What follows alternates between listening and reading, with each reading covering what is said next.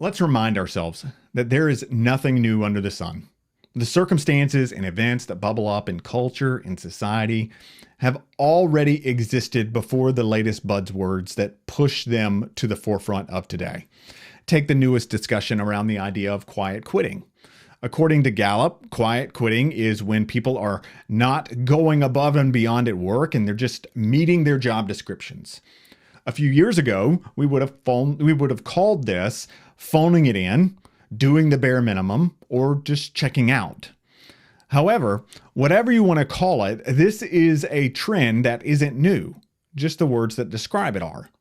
However, the reemergence of this old idea in new terminology means that it's still an ongoing problem that needs addressing. In reality, quiet quitting is not simply a problem in the secular world, it also occurs within the church's walls. As the ripples of COVID-19 carry into additional years, Barna completed a study that polled self-proclaimed Christ followers attending church pre-COVID. Only 61% of those have stayed committed to attending the same church since COVID began. The answers were not definitive when asked why they stopped attending their place of worship in favor of another place or stopped attending at all. However, what is clear is that people were quietly quitting churches to either engage elsewhere or to disengage altogether. What I've done is I've put together a list of 4 ways to keep people from quiet quitting your church. Number 1, you have to emphasize the value of every person. Whether the person is a greeter in the hallway, a nursery worker, a first-time guest, a long-term member, or someone entirely outside the church's 4 walls, we must emphasize the value of every single person. If the church's culture verbally celebrated the unique value of every individual inside and outside of the church, well, that's a place that people want to stay. That's a place where people want to get involved. That's a place where people want to engage. If people are made to feel like they're a means to an end or obligated to be there because it's what is done, then it's not going to be long until people begin checking out, not just mentally, but also physically. They're going to look for ways to avoid showing up to a place that undervalues them.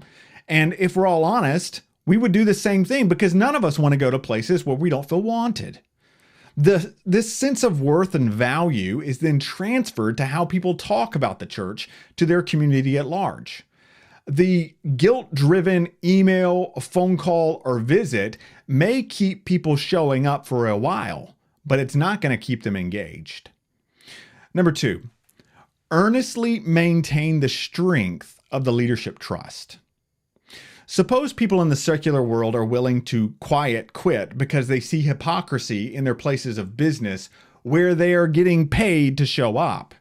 In that case, inevitably, people will not maintain their involvement with a nonprofit religious organization that behaves similarly. When an individual begins to distrust the church's leadership, it's not going to be long until they stop attending. For this reason, it's essential that the church's leadership guard the gate well at who steps into the role of leader, and they also uphold the biblical standards of what it means to be a faithful follower of Christ. To do anything else is to question the credibility of those in a leadership position. There are already far too many examples of bad leadership or messed up leadership in the church world. Let's stop adding to it. Number 3, develop the individual catalytic everyday mission a congregation can contextualize. Now, while it may sound like I just put a bunch of words together that I've casually thrown into this messy sentence, it's one of the most important things that you can do as a church leader. Each person who steps into your church needs to understand how they can utilize their originality daily under the umbrella of God's unique disciple-making mission for the church. People who understand their worth and value as a person, and they rightly grasp that they are made in the image and likeness of the Creator God to participate in a kingdom-building work that bursts forth from their uniqueness, are going to want to stay a part of that. See, what you're doing is you are tying them into something bigger than their story by providing people an understanding of what it would look like to live like Jesus would live if he had their job, their kids, their parents, their bills, and their boss. You're connecting them to God's story. Number 4, cultivate a shared vision of the future. While it may seem like this last way to keep people from quiet quitting is just a different way of stating the third way, it's not.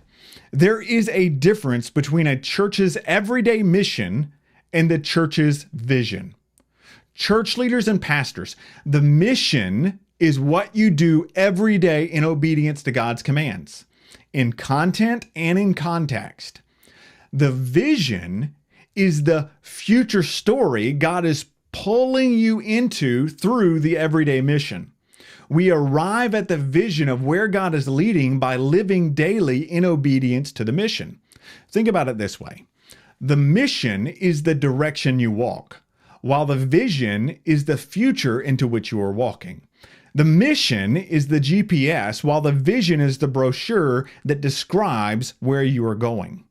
When, as a leader, you're able to help people embrace a shared vision of the future, they're less likely to quiet quit because of this belief that there is a better destination that God has planned for tomorrow. At the Reynolds Group, we're all about helping strengthen congregations to dream a future worthy of the God that they serve and to help reduce the likelihood of quiet quitting in their congregational context.